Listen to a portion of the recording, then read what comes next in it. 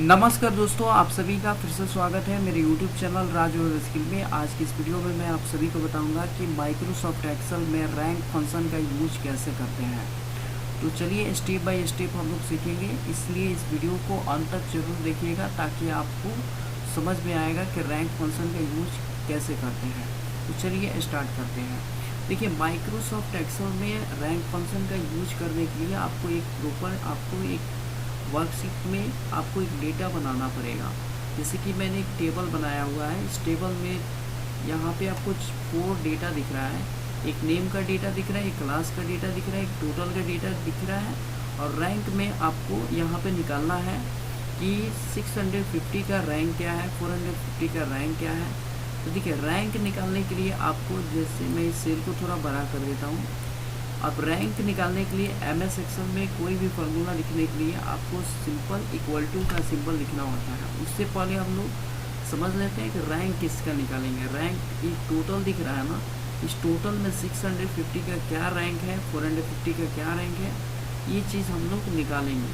ठीक है, तो रैंक फंक्शन निकालने के लिए आपको सिंपल यहाँ पे लिखना है रैंक। रैंक लिखने के बाद आपको ओपनिंग ब्रैकेट देना है। और देखिए, ओपनिंग ब्रैकेट जैसे ही दीजिएगा तो यहाँ पे फार्मूला आ जाएगा।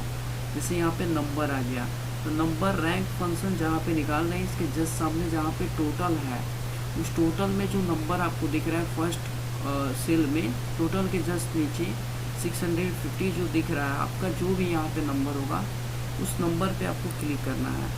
उसके बाद फिर कमा देना है। फिर उसके बाद रेफरेंस में आपको टोटल में स्टार्ट से लेके लास्ट तक आपको सिलेक्ट करना है। तो स्टार्टिंग से लेके आपको लास्ट तक शिफ्ट बटन को प्रेस करके आपको सिलेक्ट कर लेना है। उसके बाद ये जो डेटा आएगा, इस डेटा को लॉक करने के लिए आपको इस डेटा को फ्रीज करना होगा। तो आपको अपने कीबोर्ड से आपको कर्सर यहाँ पे ले जाना है और F4 की प्रेस करना है। ये देखिए, ये डेटा फ्रीज हो गया। 650 डेटा मतलब लॉक हो गया। उसके बाद वैसे ही आपको टोटल को भी लॉक कर लेना है। इसको लॉक करने के लिए आपको फिर से F4 की प्रेस करना है। ये देखिए, टोटल ये डेटा लॉक हो गया।